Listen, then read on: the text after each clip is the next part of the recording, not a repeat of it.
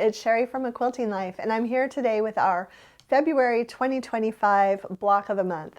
I am super excited about this month's block. The center block is one of my favorites to make, and I have a lot of answers to a lot of questions that I've been getting as well. So keep watching and I will go over some of those questions that I've been getting after I talk about this month's block. Let's go ahead and get started.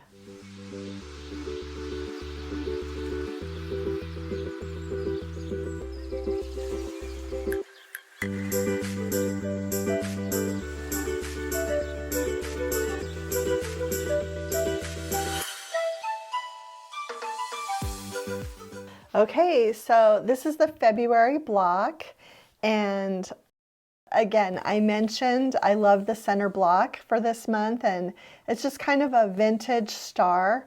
It is super easy to make. It's just 2 squares and 2 half-square triangles in each of the 4 sections, and then just 4 rectangles and a center square.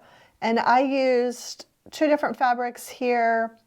I used the same fabric here and then the same fabric here, 2 fabrics. You have so many options. You could do 4 different fabrics. If you want to, you could use just 1 fabric. And in fact, if you're going to use triangle paper for the half square triangles, those little, you can do 8 on one of the triangle paper charm pack squares. So you could make them all at once. But you can also make it as scrappy as you want. And again, I am using Raspberry Summer fabrics that will be in stores this month. So they will be available at any time now. We will probably share on the blog and on the podcast as soon as we hear about those actual shipping dates. But this is just such a fun block. And I made my smaller one also. I kind of just did the same thing. I did the 2 the same there and the 2 the same there. I'm going to show you the back for the pressing. I actually pressed my half square triangles all open, and then I pressed the seams to the squares. I did flip these corners, flip these centers so that we have the little 4 patch there, and then I pressed everything to the sashing. So each of the 4 corner block units are pressed to the sashing, and then for my strip in between, I press that center square to the sashing. And then I'll just kind of show you the back so you can see. Once you add the log cabins, you always press to the strip that you have just added. So you'll notice that it kind of goes in a circular fashion on the back. Just a note about layout. When you end up laying out your quilt, you can lay them out all the same way. And it doesn't really matter yet, but it may matter later. You might want to just think about this now. I am actually going to use I think it's called Fields and Furrows log cabin layout, where I'm going to flip. So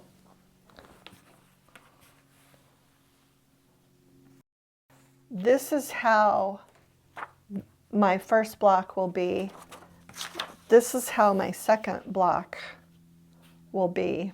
And you can see that I'm going to flip those in the end. Now you don't have to.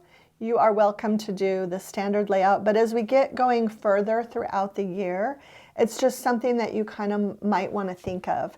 So maybe look around, look at different log cabin quilts and see which layout appeals to you, just in case you want, if you have something directional, or there may be blocks where it's going to matter, like it definitely would have mattered for the house block.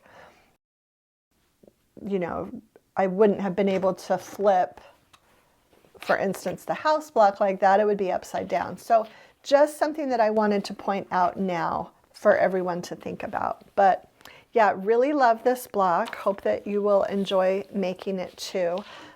Okay, I want to get to some questions also.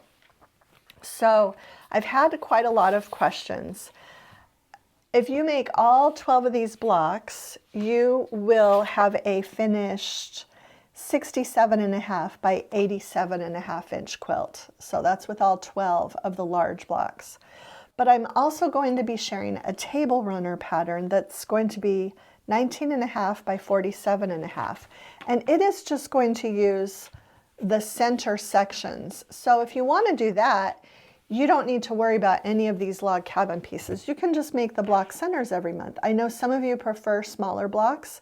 Some of you prefer larger blocks, so that's why I wanted to offer both of those options. And I actually like both, so I think this is going to be a really cute table runner, and so I'm going to make my large quilt, but I'm also going to make my small quilt. So the January pattern actually had the cutting instructions for all of these strips that you need for the log cabin sections.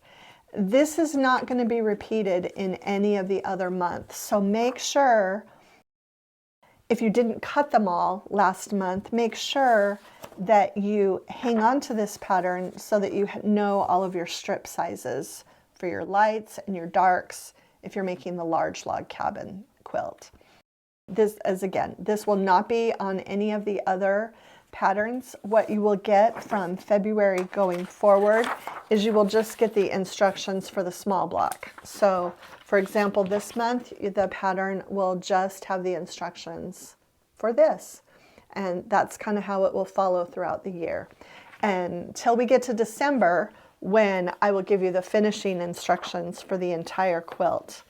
Now, one more thing, I had somebody reach out about, she is just making the table runner and she wanted those finishing instructions now, and that will come in December as well, what we're going to do for that. So it is a mystery quilt, and this year we have kind of two mysteries, although, you know, looking at this, you can kind of figure out what it's going to end up like. You can kind of see that I am going to do a double sashing with little 4 patches for my quilt for that finishing, and then I'm just going to do a small little inner border and a larger outer border. Nothing super fancy, but I think this will be kind of a fun little addition to do a double sashing like that with the little 4 patches. So you might want to start thinking about a color that you want to do for that. And again, you also wouldn't have to do that. You could still do little 4-patch cornerstones and just use one color for your sashing, whether it's a tone on tone or a light or a low volume. I'm even toying around. I might not necessarily do a red here because I am going to have some red in some of these places. I might do a low volume and a white actually, and then the little 4 patches. We'll see. That's the fun of this for me, is I actually kind of come up with my final, what I'm going to use at the end as I'm sewing, and I enjoy it that way. So that's everything for February, and hopefully I answered most of those questions that have come in. If you have any questions, just feel free to email or leave them on the blog, or also you can leave them in the Facebook group, and my daughter is doing a great job kind of going through the comments there, so if she sees something that she can't answer, she will reach out to me and I will answer it for you there. Okay, so that's it for our February 2025 block of the month. I hope you enjoy making this month's blocks or block as much as I did. I am, as I mentioned, sewing along for 2 different projects, and we will be back on the first Monday in March with the next block. Be sure to go to the blog today to download your free PDF. And thank you so much for sewing along and for sharing your progress. If you enjoyed today's video, please share it with a friend, hit the like button, and subscribe to our channel if you haven't already. Thanks so much for stopping by.